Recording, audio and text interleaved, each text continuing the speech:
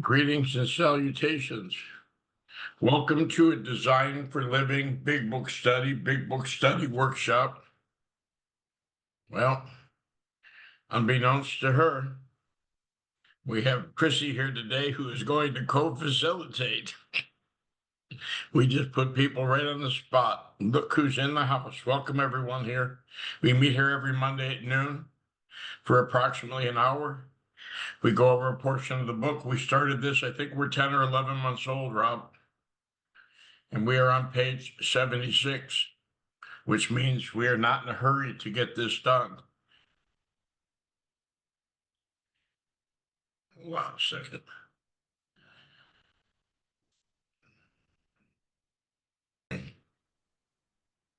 We're in progress again. And what we're doing is going over the book Alcoholics Anonymous. It's an extensive study. There are plenty of them. Rob will place in the chat, there's probably 7 or 8 of them a week. So set up by our good friend Steve W. Duets get together and do it. And what happens is you're going to get varied experiences, perceptions on the interpretation of the instructions. We don't deviate from the instructions of the book, but some people have different experiences, obviously. And it's very easy to get handicapped by our own experience, thinking it's the only one. So this broadens our horizons. And as one of our fellowships says, Rob, the broader the base, the higher a point to freedom. Today, we've invited our illustrious guest, Chrissy F. here to participate in this study. I guess we'll just do it like we've always done. I'll read for a little bit. If you guys don't like the recording, you can take it out of the cloud and me and now you can do it again next week. It really doesn't matter. It's not like we're going to get through the book today. And I believe we left off at the end of the 7th step. We said the 7th step prayer. Is that correct, Rob? And then we left it for this week. We start on 8 and 9. Okay, so second full paragraph, or actually third full paragraph on page 76. We've completed our 7th step prayer, just to give you a recap, which we like to do. Step 1 indicates the problem. Step 2 makes available to us a solution. Step 3 is our agreement to go along with the solution. Step 4, 5, 6, 7, 8, and 9 is our participation in the solution to restore us to what we were like before we got sick. And then we'll get into 10, 11, and 12, which is not maybe 10 pages away, maybe a little less than that, which will tell us how to make the world a better place before we got here. So we have an opportunity to put things in order, to make things right, and then an opportunity to enhance or make things better. 6 and 7 are very short in the book. They're becoming entirely ready for God or willing for God to remove these defects and humbly asking Him to take them away. After we've done an extensive 5th step, as the book said, if we have been thorough, we've written down a lot. We've swallowed and digested some big chunks of truth. Now we're going to engage in the purging of that. I won't call it spiritual bulimia, but that works for me if you understand that concept. We've got to get this stuff out of us. And what we do is we sit down with someone and we tell them our whole life story. We take the word blame and we assign it to ourselves, if any, or at least look where we have caused our own demise at our own hands. It looks like other people have been doing things to us and we've been in bondage. The book says we've been dominated, we've been enslaved by our opinion of what they're doing. And the fact of the matter is they're not doing anything at all. The book leaves us off telling us the troubles are of our own making. If they weren't in step 7, we would ask God to remove the people from our lives and the problem would be solved. Instead, we humbly ask Him to remove what's wrong with us. So what step 6 says is after we've done and spilled our guts to someone, are we entirely ready to change from the person we just discovered we can't live with anymore? If there are some things that are slightly objectionable, or maybe we're undecided and want to hang on to them, do we ask God to help us to be willing to let go? And that's as simple as that. And then we say a prayer. We talked about it last week. My Creator, I'm not willing, you should have all of me, good and bad. That means He gets the whole kit and caboodle. He gets to determine what he's going to remove today and what he's going to allow me to keep that may either compel me to seek him greater later, or maybe even use something in me that I find objectionable that he thinks is just right for the next person coming along who needs to be tenderized by rubbing up against my defects with some of their own. I don't understand the plan anymore. Maybe I never did, and I don't have to. So we say a prayer, and that's where the amen takes place. We begin a prayer, what they call a prayer is step 3, where it says, many of us said to our maker, God, I offer myself. We go through 3, 4, 5, 6, and 7. And at the end of that prayer, it's an amen. Now we need more action, without which we find that faith without works is dead. Let's look at steps 8 and 9. God forbid we have to take them. Let's just look at them for a couple of years. I agree that's a good idea. Well, hold on. That's not what they say. Read on, Bill Swan. We have a list of all persons we have harmed and to whom we are willing to make amends. We made it when we took inventory. Step 4 was a pretty extensive, exhausting list. Remember, column 1 on the resentment inventory is not necessarily the only people that I will owe amends to, because my experience is I usually didn't resent people that I hadn't wronged, that I hadn't had some animus, that I hadn't talked about, that I had not run their name down. But when we get over to columns 4, 5, and 6, depending on who's taking you through the 4th step and how you understand the instructions, there's a lot of collateral damage. When I got disturbed, a lot of people paid. When I got frightened, even more people paid. And when I felt like I needed to change the way I felt in the area of intimacy or even sex, a lot of people get hurt because I take advantage or I use or I manipulate or I'm dishonest. So we've got a pretty extensive list. It's not just the first column, and I always thought it was. Okay, I did it when I took inventory. So here we go. We subjected ourselves to a drastic self-appraisal. I guess we could just read that sentence and skip the first 5-minute introduction, huh, Rob? Now we are about to go out to our fellows and repair the damage done in the past. We attempt to sweep away the debris, which has accumulated out of our effort to live on self-will and run the show ourselves. If we haven't the will to do this, we ask until it comes. Remember, it was agreed at the beginning we would go to any length for victory over alcohol. You know, you hear people a lot of times in meetings say alcohol is only mentioned in step 1. Well, it's mentioned in a lot of steps. It talks about it in the book. If we don't let go of certain things, if we hang on to certain things, if we don't admit certain things, if we keep things to ourselves, if our behavior continues to harm others. And it's telling us again, remember it was at the beginning, because this is really where the work's going to begin. Yes, I've done a lot of work. We talked about resentments, and the things that I've attached to myself all my life was like collecting barnacles on a boat. So we scraped them off. We've loosened them up. We've spit them out and put them on the deck for someone to see. Now we're going to let the barnacle taking away company come and take the barnacles away. You know, it's like my old sponsor in Cleveland used to say, step 6 and 7, when he takes the trash out every week and puts it on the tree lawn. That's step 6. Step 7 is the garbage man comes and takes it away. He said, I don't run down the street and try and get my garbage back. But some of us want to hang on to the worst items in stock, not because we're maladaptive anymore. We're maladjusted. Maybe we never were. Maybe we're just really full of fear. But because we've practiced them for so long, they're so natural. Did you ever move out of a house and find yourself going down the old street where you used to live just out of habit? And guess what? Human nature is human nature. But what we've done is we loosened up these things and we need God to take them away. So do you have anything to say about that, Chrissy? Chrissy Alcoholic, yeah. It's really important to understand what it is that was objectionable. That was just a little bit higher up in the page.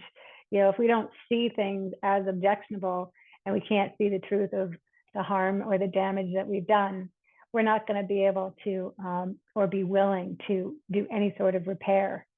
And I was just thinking that, first we have to have that relationship with God repaired, and God comes in and helps us to repair relationships with others. So there's, like you said, we have to have God come in and be part of this. Otherwise, we're doing a self-help program. Doing it by myself didn't work. So I have to enlist the help of God into the process with me. That's all that came to me when you were talking. Go ahead, Bill. Thank you. Okay, so it's really a preparation. Are we willing now to go out and face the people that we discovered that we hurt in step 4? Shared about in step 5, because here's the deal: our personality gets warped. The 12 and 12, there's some good indications. We run around and we got a whole bunch of recovered alcoholics at AA, and I don't even think they realize what the hell they're saying when they say it. But chapter 2 tells me exactly what that means. Nearly all have recovered, it says. They have solved the drink problem. Well, guess what?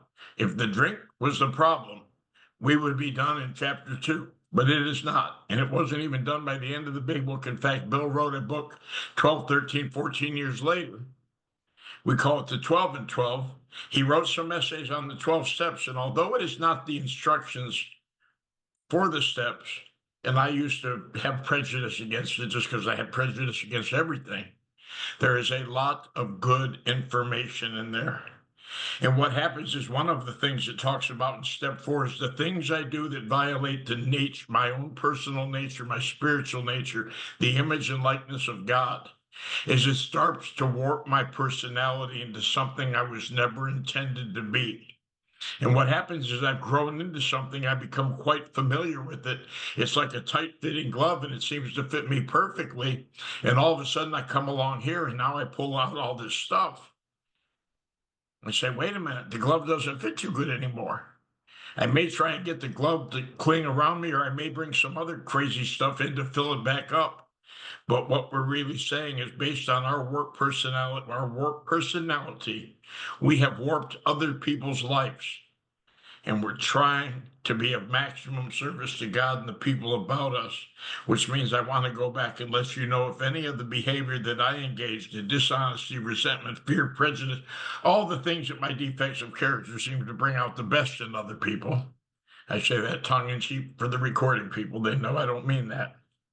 I may have damaged their lives. I'll tell you a true story. All of them are true. Some of them really didn't happen, but they're all true. I was at a meeting once, getting sober again, trying out for ANA. Me and my sponsor went to a dance. He had no money. He asked to borrow money, and all I had was a $50 bill on me. He handed the guy handling the till the $50. The guy gave him his change, gave us admittance. Before I could pay, the guy turned around and got distracted just to see if I could still had it in me. I grabbed the $50 and put it in my pocket. And before I could put it back, he turned around, and I didn't want to put it back because I didn't want him to think I was a thief and throw me out of the dance. So I went about my business. It was a couple months later. I'm sitting at a table at a new meeting at this very club that holds the dances. And this guy starts commenting, and I don't like his comment. And the longer he talks, I can't stand the sound of his voice. And I look at him, I said, oh my God, that's the guy who was guarding the till that I took the $50. And I said to my buddy sitting next to me, I said, Claude, I took $50 from that guy, and I need to pay him back, but I can't do it right now. It's Christmas time, and I'm trying to impress this girl with some lavish gifts. He looked at me and he said, you can't afford not to give it back right now. And at the end of the meeting, they asked, were there any comments? And I stood up and I introduced myself, and I said, I need to let the group know and let Herb know that I was the one. I took $50 when he was guarding the till for the dance, and I need to make amends. And they went to applaud. I said, don't applaud me for my bad behavior. I don't want to give him the $50 and have him pocket it at my expense and the club's expense. And so I sat down, and then Herb stood up and he said, I've got an announcement to make. He said, I knew the $50 was missing. And he said, I've been blaming and talking trash about the wrong guy for 3 months. I don't realize how my behavior, when I'm out of order, when I'm not in harmony, when I'm going in a different direction than God wants me to go, Not only does it affect me, it affects other people. If I'm, it would be easy to come, oh, that's a simulated stuff. We didn't even read it. I see a hand. Anyhow, what I'm saying is, if I don't do these steps and sit down to where God can reveal to me or disclose to me what I need to do to make things right, then I run around and do what I've done all my life, which is say, I'm sorry if I even think I hurt you at all. When I get down to causes and conditions and share how I single-handedly defeated my life with alcohol and self-centeredness, and I want to get right with God because that's what the whole thing's about. I believe He's guiding me and drawing me more so. So He makes me aware of a whole lot of stuff I was never aware of. Right. And what you just talked about is we become producers of confusion. Talks about that on page 61. Instead of being producers of harmony, doing God's will, we're in our self-will and we create all sorts of confusion. And that's a perfect example of harms done that we might not even be aware of. And so as we go out there and start doing this work, it's freeing other people. It's creating more ability for God's will to happen. And I just want to refer back to page 70 for 1 minute, where it says, we're going to fall short of the chosen ideal. We're going to stumble. But at least if we see things as objectionable and we have the desire to change, it says if we're sorry for what we've done and have the honest desire to let God take us to better things, then we believe we will be forgiven and will have learned our lesson. So this is about a new way of life. This is about learning to live our lives differently. And that has a profound impact on others as we change. And it also helps others to change as well. Go ahead. Absolutely. Thank you. Okay. So here we are. Probably there are some misgivings. As we look over the list of business acquaintances and friends we have hurt, we may feel diffident about going to some of them on a spiritual basis. Let us be reassured. To some people, we need not and probably should not emphasize the spiritual feature on our first approach. We might prejudice them. At the moment, we are trying to put our lives in order, but this is not an end in itself. Our real purpose is to fit ourselves to be of maximum service to God and the people about us. It is seldom wise to approach an individual who still smarts from our injustice to him and announce that we have gone religious. In the prize ring, this would be called leading with the chin. Why lay ourselves open to being branded fanatics or religious bores? We may kill a future opportunity to carry a beneficial message. But our man is sure to be impressed with the sincere desire to set right the wrong. He is going to be more interested in a demonstration of goodwill than in our talk of spiritual discoveries. So some people, I would just be not ashamed of God, but some people aren't going to want to hear about that. And I know that there might be people in business positions, legal positions that I'm not going to approach leading with the chin with spirituality, but was brought to my attention when it says our first approach. This may be the time that I'm calling someone up and saying to them, I need to talk to you. I need to clear something up when it's convenient for you. Because what I want to do and what I've always wanted to do is relieve myself from the guilt. And usually it's immediately after the action. It hasn't been with this following of this process. But here I am now. I've gotten a pretty good view of myself. I don't like what I see. I'm asking God to change me, and I need to go out and repair the damage done. I'm going to call and make an appointment rather than rush into someone's office in the middle of the day and said, I need to talk to you. We're going to have some consideration because we're new people now. And this is why when we get to the point where it says someone might throw us out of the office, someone might hang up the phone, maybe they don't want to see us. If I'm willing to make the amends, I leave the results to God. But I've got to do some footwork, and sometimes it's not always about going to someone face to face. Sometimes it says we send them a postcard. We send them a letter. Listen, I'll be in town. When I was in California 6 years ago, I did some things that I need to straighten out. I'll happen to be there in 6 months. Is it convenient? Could you put me on the calendar at that time? This thing gives me a way out of anything if I'm willing to take it. And if someone still smarts knows that I was unfaithful with their wife. They've decided not to kill me, but they certainly don't want to welcome me into their life. And they don't care if I get over drinking or not. They might say, what's done is done. We're good.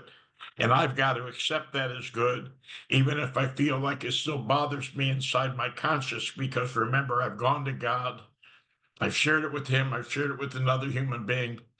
I'm willing to make that right. And I don't know what tomorrow holds. I do not go and impose myself on someone else if they say, guess what? I hope I never ever see you again.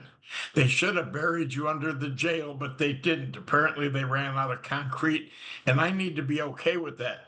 The other thing is this: some of us can get so overwhelmed with a spiritual contact, like it talks about in step 3. In effect, sometimes a very great one was felt at once.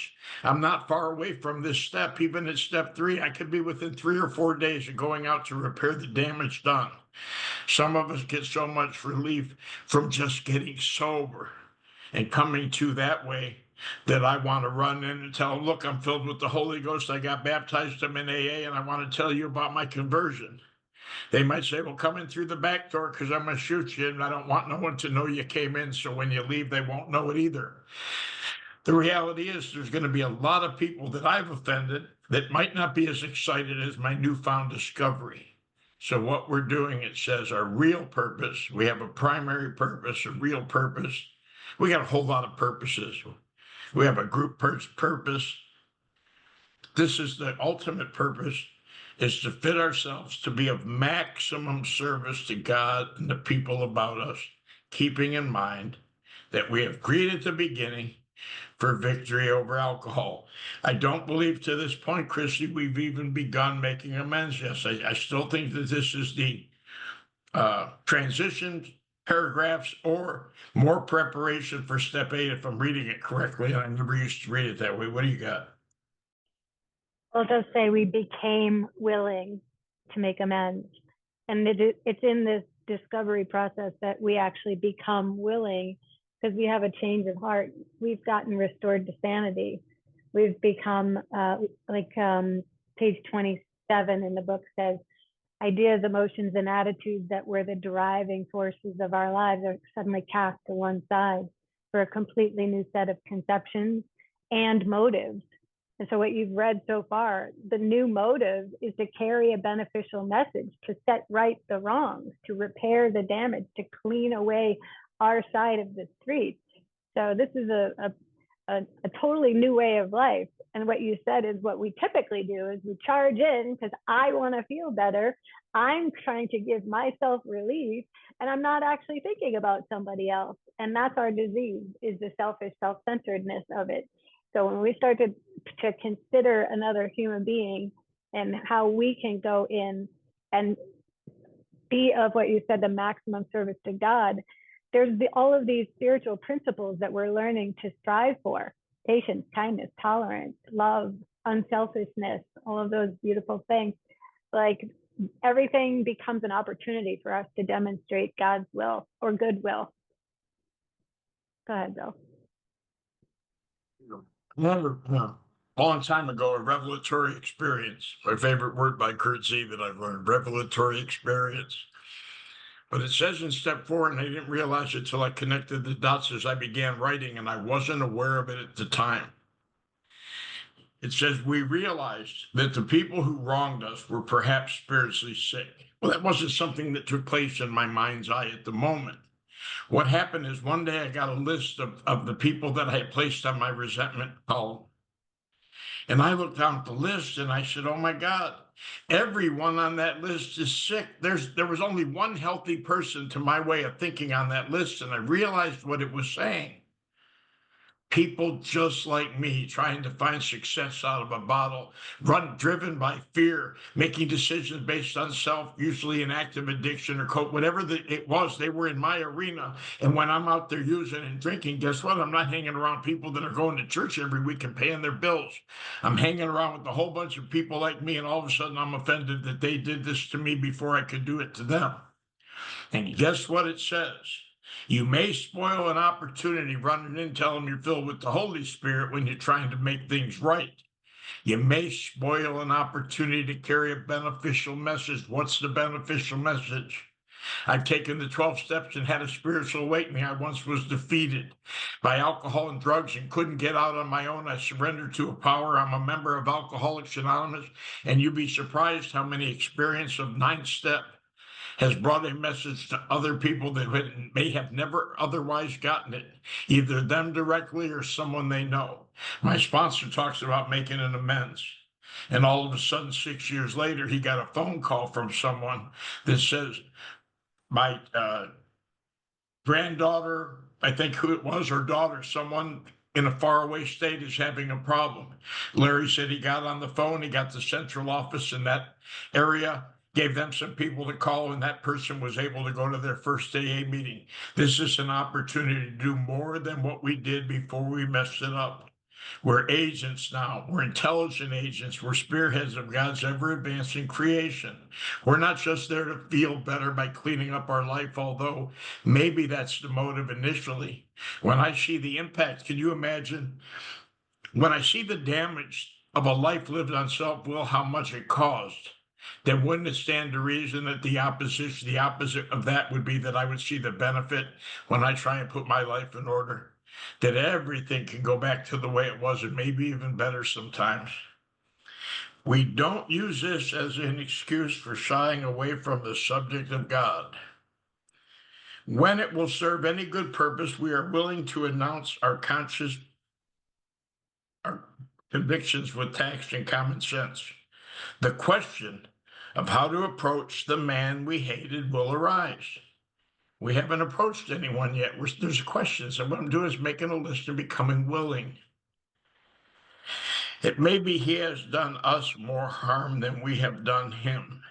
And though we may have acquired a better attitude towards him, I'm not going to kill him anymore, and I'm going to quit talking bad about him at the neighborhood block party. We are still not too keen about admitting our faults. Nevertheless, with a person we dislike, we take the bit in our teeth. Morat gave us an example of that one day. I guess that's where the horse can't do much. If he tries, he's going to get pushed in the direction the driver wants him to go. It is harder to go to an enemy than to a friend, but we find it much more beneficial to us. We go to him in a helpful and forgiving experience, confessing our former ill feeling and expressing our regret. It's interesting. Sometimes I think it might be harder to go to a friend. There was a lot of shame and stuff that I did to people that loved me. And you guys know, and I've shared this and I share it when I talk, I took advantage of people's love for me. Seemed to be a pattern. I didn't break into your house in the middle of the night just in fear that you might shoot me. I might go into someone else's house who has trusted me with their schedule, with my mom, knowing where she left her money or her purse, stuff like that. Sometimes I think it's harder to go to someone that trusted me and that I had a relationship with and make amends. But what it's telling us is, guess what? You might have some bitter rivals out there. And I guess that'd be the case. But nonetheless, we've got to be willing to go because it says we're there to clean off our side of the street. They're going to tell us what might happen on the next page, but even if it doesn't, I'm trying to put my life in order. I'm trying to be of maximum service to God. And even someone that I dislike and may dislike me equally, I may be carrying a beneficial message to him. Because isn't it interesting that even though some of these people I despise because of how wrong they really did do me, as much as I hate to admit it, they're God's kids too, and he loves them just as much as he loves me when I'm trying to help a drunk. Isn't that amazing? My perception is flawed by the way I treat people. My perception of God is flawed by the way I've hurt his other kids. He becomes unapproachable sometimes at the way I treat you. A lady came on to our meeting this morning, 6:15 meeting. I know her personally from St. Pete. And I was sober at the time, but I was doing my David had even asked me to leave his house, so I'm kind of living out of my car. I'm unemployable because the bedevilments of alcoholism are galloping through my life. And I'm in a meeting one day and I don't know what I'm going to do. And I know that no one wants to help me. That's what my mind said. No one wants to help me because of the way I was living. And this lady walked up nowhere and went to extend my hand and she put a $20 bill in it. And I was humbled by the love of God that can reach to me even when I'm not seeking to do his will.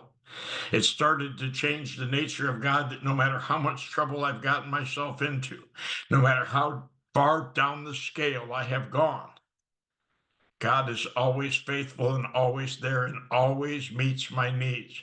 It's just sometimes embarrassing when he meets it when I don't. It's very humbling when I know that someone won't help me because I've been declaring war against them because of the way I'm living. And they help me without me asking. And I'll tell you what, Rob, I couldn't have gone up and asked someone for some money because I was so ashamed of myself, even in that period of abstinence, because of the way I was living. It's just funny how God takes care of everything. So, do you have anything to say about the preparation to face the enemies, Chrissy? Well, I was just thinking about faults. When we are capable or have the courage to admit our faults, that's what we're finding, is to see what the fault is. And I think of fault as like a crack in the foundation, and we're standing on a new foundation, the foundation of trusting and relying on God. God, we're on that firm rock, that is our rock now. And when I have a fault, it's like I've turned away from. I'm at a turning point. I'm either going to ask for God's care and protection, or I'm going to go back to self-will and self-care and all that other stuff. And when I've turned away from God, God's will, living like the godly life, well, whatever you've learned not to be, but the way of love, perhaps, that is my fault. And so when I admit those faults, that's when the victories start to happen, because the self-manifested is what defeats us. So then it's the third step prayer says, God manifested is what gives us victory. And so when I realize that all of the faults are as a direct result of me turning away from the power and love of God, then I can now I'm more willing. I see it clearly, and I have the desire to make things better. That's all I had to add. Sometimes just our faults are someone has done us wrong. And what we've done is use that as a basis for destroying their reputation, for talking behind their back, for slandering. Sometimes I even make stuff up if it's beneficial and I get more attention. I'm there to admit my faults. The other person doesn't have to admit anything. Hold on. So an example of that is, so I was hurt by somebody, and the thing that was my quote unquote fault is that I stayed in hatred for decades. I stubbornly held on to it. I wasn't willing to let it go. And so the fault of mine is that I wanted to stubbornly continue to hold on to the hatred. And when I actually admitted that fault to my dad, actually, I was like, I really, truly regretted the fact that I missed out on opportunities to have a life with him, because I shut off and completely separated him from me because of the hate that I wasn't willing to let go of. And as soon as I did that with him, everything changed. I wasn't sorry that I was upset because he hurt me. What I was regretting was holding on for so long and not letting go, and letting the love kind of come through and start to express itself. Thanks. Since you're co-hosting this meeting today, I'll use that example that was the same behavior I engaged in. Is that when I get resentful at someone and need to be right, I'm on guard. Remember, we were talking about it. I'm waiting. They come up to talk to me and they're being kind, and I'm saying, what do you want? And all of a sudden, people look at me like I'm the one who's foolish. And sometimes, as it says, fancied or real. Sometimes I've told myself stories that aren't true, believe it or not, and told myself someone did something to me and they didn't do it. You guys all laugh, but I'm the one on the recording who said it several times. I went off on the guy at a meeting. I jumped up and said, if he doesn't stop staring at me, I'm going to come over there And when they finally calmed me down and asked me who I was talking about, when I pointed at the guy, they said he's blind. See, something was going on in my mind that wasn't true. And I made a decision based on that story to embarrass myself. I couldn't even go back to that meeting for 6 months because I knew all eyes would be on me. And guess what? It was an event, it was an episode, it was over the moment it happened with them, but it lived on with me. And when I start to resent people, I start to discount them. And the more self centered I become, the more people I resent because you seem to get on that nerve that's exposed, like I called it a sore tooth. With the nerve hanging out, everyone bristles against it. And one by one, I dismiss or discard the people that the other agents, the other terminals that God uses to get to me. Remember what Marty Walsh used to say before he passed, the secretary of our home group: selfish people are lonely people because either no one wants to be around me because of the way I behave, or I don't want to be around them because of the way I'm judging them for some stuff that isn't even happening, usually based on the way I behave. And just for the record, because there's 7,000 big book meetings a week on Zoom and online and everywhere, we share some of our personal experiences.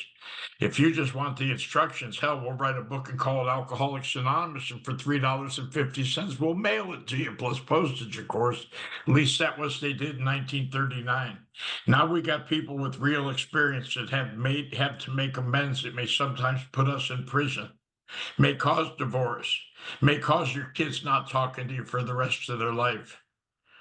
But the important thing about what Chrissy just said about that long-standing resentment, her hanging on to something and justifying and enjoying feeling that way, the real amends is to God and to myself. I mean, to really look at the damage done is when I'm full of resentment, I'm not having spiritual thoughts about anything, and I'm not communicating with God in the love language that He initiated or originated for me to have conversation with Him. That's why in step 4, when it says we had to get down to the things in ourselves which have been blocking us. Blocking us from what? How about from a relationship with God? How about peace of mind? How about happiness? How about friendships? How about the ability to get along with people in a job or in a meeting or in life or in the neighborhood? I was blocked from everything and never knew it. And the God that I served was the one who was going to one day come down and rescue me. I didn't like the fact that he sent 2 boats and a helicopter. I didn't like that idea. I wanted to believe in the make-believe God that one day be passing through the neighborhood. I'd touch the hem of his garments and I'd be whole. And he said, no, you're going to be like all the other alcoholics and take the steps. I said, I can't stand the other alcoholics. He said, you may have to get thirsty until you learn to love them. This is about realizing that I single-handedly destroyed myself. You didn't do it to me. In fact, although the book says you dominate me, you really don't have any power over me unless my mind gives it to you by telling me a story that's bigger than God or not true. Did you want to say anything before we read on, Chrissy? That got you excited, huh? Well, it's just on XXI in the forward to the second edition, it talks about our alcohol problem in all its ramifications. And that's what you just described very well. Do you really see the ramifications of this alcoholism disease and everything that's like one resentment impacted every relationship for decades? Like you just described it so perfectly.